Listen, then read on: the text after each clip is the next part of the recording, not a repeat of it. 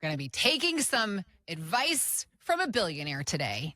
And the lesson learning, invest in yourself. Yep. This is is that the end? Are we Tarantinoing this podcast? It is starting with the start end. At the end.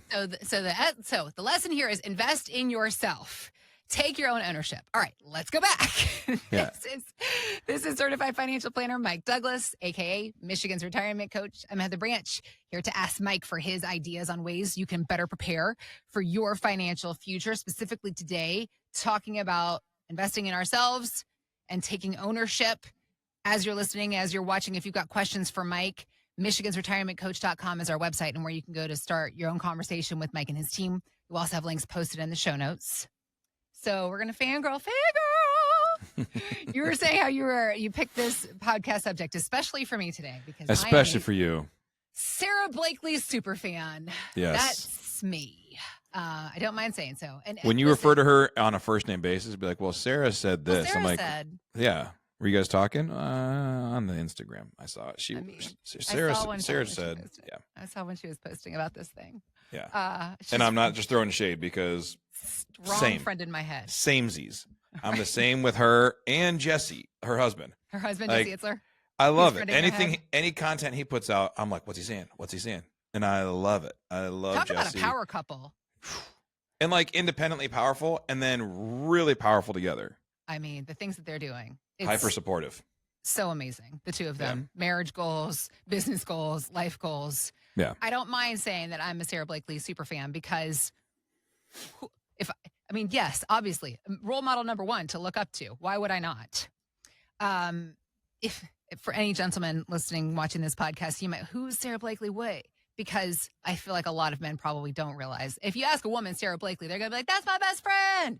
Because Sara Blakely is the inventor of Spanx, the women's shapewear product line. And it's now much more than just the one initial Spanx leggings. I won't bore you with the details of it that she first invented. Now it's a whole brand with clothing and everything. So Sara Blakely is a billionaire. And on paper and by the bank, she's 54 years old. She sold her company 4 years ago now for $1.2 billion. Yeah. And she was on a podcast herself. She was on the School of Hard Knocks podcast talking about how she did this and that she did it all without taking money from anyone else. She did not have other investors. Here is Sara Blakely. It was so easy for me to get investors. You know why? I'm the only investor. I never had a single investor in Spanx other than me. I'm serious. I started it with $5,000 from selling fax machines and self-funded the entire 21 years. So it was really easy to get an investor. I sat down with myself and I was like, do you want to spend your $5,000 on a vacation or do you want to try to bet on yourself? And I bet on myself. First of all, there's nothing wrong with spending a little money taking a vacation when you need it. Right. I do love the conversation of the idea of, hey, me, how about giving money to me? All right, me, no problem. Let's do this. Well, I think that's the engaging part of Sarah is that it's like when you just heard her talk, you're not hearing a shark talk. You're hearing like a regular person just like, oh, I was thinking about this. Like I should just do this. But she's a shark. She's a dog. She's a killer. She's really, really astute and really, really solid. And the whole idea here of just, no, I'll just throw this in here and just go make something of it. It's pretty awesome. Yeah. Yeah, she is, her confidence is, I envy it as well. The perspective of her perspective on money and building her own investment strategy into herself, because she didn't take investors. She took ownership of her business, herself, her life. So how can we translate this mentality into our retirement planning, into our own selves? How do you help somebody do that? Well, there's a couple things that I think were interesting because I've heard her speak a couple times. And one of the things she said was that she never actually invested in a 401k plan because she said the more I kept investing in my company, I kept getting like a 20% growth year over year. And I understood this and I didn't understand that. So I just kept investing where I understood, which I thought was really interesting. She goes, I don't understand the stock market, but I understand how to move women's products and what women want and how to invest, how to get them to invest in our company. Yep. So I think that's kind of because whenever you're selling anything, you are getting someone to invest in you, in your company. And so she knew who she was and she knew who she wasn't. I am not comfortable with this. I am very comfortable with this. And it's ironic. It's more risky to do what she did, in my opinion, than to invest in the stock market. I think it's more risky. Why? Because you're betting that you know well enough to build a monster company. And she did. Where typically you'd say you throw in the market, you diversify across 500 companies all making money, and you can make more stable returns. But I love it. I think the fact that she knows who she is, and she says, I can't control the stock market, but I can control how hard I work and what I turn this company into. So one of the things we always talk about with clients is control what you can control, right? Okay. I can't control the stock market. I can't control the government. I can't control politics and international affairs and all these things. I can control my contributions. I can control my risk profile. I can control how I do those things. So that's one amazing thing she did is she said, I'm going to control what I can control. If I keep working, if I keep investing, if I keep just throwing money back in and don't live off of it, but really try to build something, then I can make something worth having. I think that's really cool. And not enough people give her credit for that because they're like, oh, well, she created this. No, it's not that she created this clothing line. It's the fact that she was going through law school and I think she failed the LSATs. She's brilliant, but couldn't test well. Brilliant. That's right. She doesn't take tests well. A lot of brilliant people. Yeah. It's like a test anxiety, right? But it's like, so she's like, she understood it, did all stuff, had test struggles. And then her dad is also a really successful lawyer. And she was going through and just having frustrations. And finally was like, no, I'm going to get into business and not do this law thing. And then as she was building it, that's when she kind of came to this crux, this road at some point of, should I take money to grow this thing faster or just do it on my own? And even in talking to her dad, who had money to lend her, his advice was, no. He could see it. He's very smart. She went to him for the initial investment for her to create Spanx. I think, isn't that the correct? Story? She went to him and said, Dad, can I borrow $5,000? No. She got an order. No. She got an order. That's what it was. I believe she was doing something, got an order. She needed money to fulfill the order. And so then she didn't want to go to the bank. I'm not lending you money, yeah. And she was like, she goes, no, don't come to me. Do it yourself, which is brilliant advice because he saw in her what I think she kind of saw in her. Yeah. And he said specifically that way you can never say that I got a handout from my dad, right? That was kind of the whole thing. But either way, she knows who she is. She took control and she invested in the things that matter most to her, which was her company. Okay. As you go through phases of life, we invest in what matters most to us. So sometimes we invest in the market to grow and to build and to scale and to do this whole thing. So I have to turn $100 into $1 million so I can retire someday. And so that's the phase of life you're in. And we're doing that. We're pushing and growing. And then as you go into retirement, what matters most to you is different. It's not about growing and scaling. It's about preserving and distributing and living off the money and using it for retirement. So just understanding that at this phase of life, what is most important to me? And she has always really done that, I think, exceptionally well. Whether it's balancing out, and again, I know it's going to sound like a fanboy, fangirl podcast, right? But it's just the reality, right? When we're looking at success leaves clues. Success isn't an accident. She didn't stumble into $1.2 billion. She worked her tail off, but also has 4 kids, a husband, is engaged in their processes, engaged in their life, engaged in travel and trips and all these things. Because she has this hyper-driven business mind, and then she has this husband who is serial entrepreneur, always doing something new. And I love the dichotomy there because Jesse Itzler is brilliant on creating new and ideas. He's an idea guy. He does something new, partners with somebody, launches it. Something new, partners, launches. Something new, partners, all the time. And she is not. She is, I'm going to do this one work on thing. Yeah. One thing. And it's 20 years it's that overnight success that just only took 20 years, you know? And it took the $5,000 from selling fax machines. So she knows who she is, and she stayed in her lane and did her job, which was to invest in herself and grow this machine. And she had great success from that. At this phase of life, why didn't she keep doing it? Well, one, when someone offers you $1.2 billion, I think you almost always take it. But also, she's got the other things she's doing now. Now the big one is a sneaker company. I see that all the time. She created a sneaker company now, and women love it. And it's like Sneaks. It's Sneaks. a high heel. It's not a sneaker company. It's a high heel, but it's women's shoes. I think when I heard sneaks, I'm like, oh, it's sneakers. Well, there you go. So again, she knows her demo. She knows her target, right? She also didn't say like, hey, I'm going to start going making men's shoes. Nope.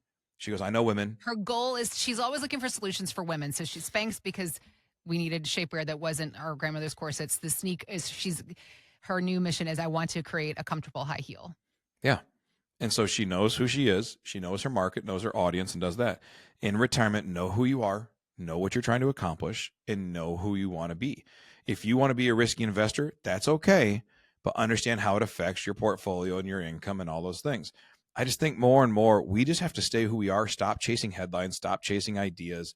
And when you're in retirement, it is not the time to just freestyle it.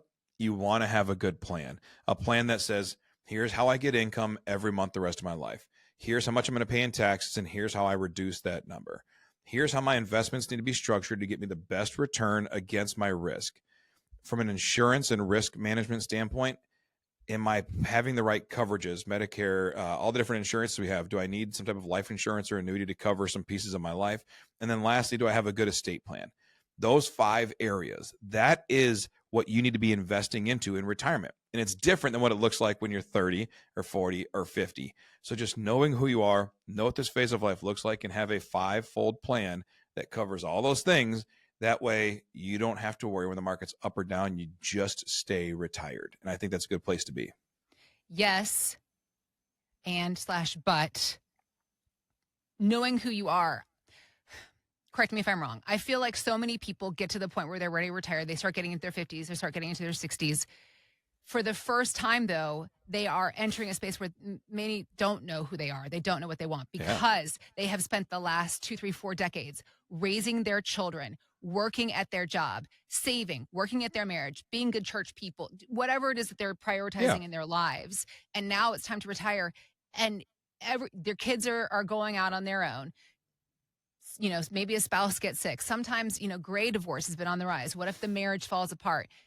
You're leaving a career behind that maybe that's you majorly identify, particularly with men. They majorly identify with their jobs for this many decades. So for somebody who's at this place to say, know who you are, know what you want, a lot of people don't, Mike. Right. And that's the discussion that you have to have. Like, what does life look like? You know, we have this thing, like when we go on vacation, if we have a vacation where we're doing a lot of stuff, I really enjoy it. Like when we went to Europe this past summer, and we had some great friends who booked up, Damon and Danielle. They went through and they kind of mapped out like, hey, here's what we should do every day. Like in a good way. Like, hey, we're going to Europe. We're going to go and we're on a cruise. So we're hitting these different places. Let's stay busy. And so through the whole trip, I loved it. We were coming and going and hitting we saw everything we could possibly see. Yeah. And then I had a whole flight home to recover from it. Right. Okay. Yeah. And I never once thought, man, I got to hurry up and get home. Like it was a really good trip. When we sometimes will take the kids or we'll go to like some place where you sit on a beach all day. Yep. Right. And some people love that. Kimberly loves it. The kids love it. If we just go to the Dominican and we sit on a beach, I am super excited for 3 or 4 days. It's so beautiful. It's so relaxing. Yeah. And then on day 5, I'm like, I just want to so many things that I could be just doing want right to now. go sit by the water again. Like, I don't get it. I'm We the just same did that way. yesterday. Yeah. And so I start getting itchy to get back to work and get some purpose back and get some drive going. In the same way, a lot of people, when they retire, they enjoy it for a month or 2, and then they start getting the itch to get purpose and drive. Yeah. And sometimes you fulfill it by hobby. Like I know my dad, he says when he retires here in about a month and a half, he's going to get into woodworking. And so we've been buying him woodworking gifts for the last 3 years. Every Christmas, he gets something related to woodworking from us. That way he's got these things to do when he's retired. Other people volunteer, give their time back, serve, babysit their grandkids, whatever it is. Just start thinking in advance. What do I want to do to give myself that purpose? Don't come home and start rearranging the kitchen, because the person who is at home managing the kitchen will not like that. I had that with some clients where one guy was an engineer, quality control. Actually, he did a lot of quality control stuff for GM, and his wife stayed home. Then he retired and started doing quality control at home. It was not well received. He starts saying the Tupperware shouldn't be over here. It should be in this drawer. So she comes in to do some cooking and stuff, and nothing's where it's supposed to be, because unbeknownst to her, he had rearranged the entire kitchen for quality control. And that was not received well. Speaking of gray divorce. Yeah. And about a week later, he had a part-time job at a bike shop. Yeah, I did. Fixing bikes. Oh, wow. Like, that's what. Okay. So she's like, go do something, go fix something that's not mine, And I think that's a thing. Like, what do you want to do? How do you want to live life? What's going to give you purpose? What's going to wake you up in the morning? Yeah. And do those things. And that starts with the conversation a lot of times, having someone who has walked people through retirement over and over again. Yeah. Ask you those questions is a great place to start. A lot of times you don't even know what to ask yourself or what to think about. Yeah. You retire once, we retire people every day. Yeah. And so I think it's a great way to do it. So whether it's, commenting down below or reaching out to us at michigansretirementcoach.com, michigansretirementcoach.com, or whatever, just get a hold of us and we will help you understand those questions to ask yourself so you retire to something, not just from something. Yeah, it's a big change. It's understandable if it feels overwhelming or intimidating. There's some people, they're just like, I just don't want to do it because nobody likes change. However, your retirement is something that you've earned. You don't want to look at it as a closure to something. You want to look at it as a start to something new, hopefully new things that are exciting for you. And this is what Mike and his team, they help people figure out every day. Mike, something you talk about all the time is that a retirement plan is so much bigger than just the money. The money is a tool in your retirement plan toolbox, but the lifestyle factors, and to your point, you're helping folks every single day in the office go through these conversations, ask the questions they don't even realize to ask. So if you are seeking out some help and some guidance in this space on how to invest in yourself, how to empower yourself and take control, take ownership of your retirement, Mike and his team, they're here to help. michigansretirementcoach.com is our website and where you can head to start the conversation. We also have links posted in the show notes. So you can just click there.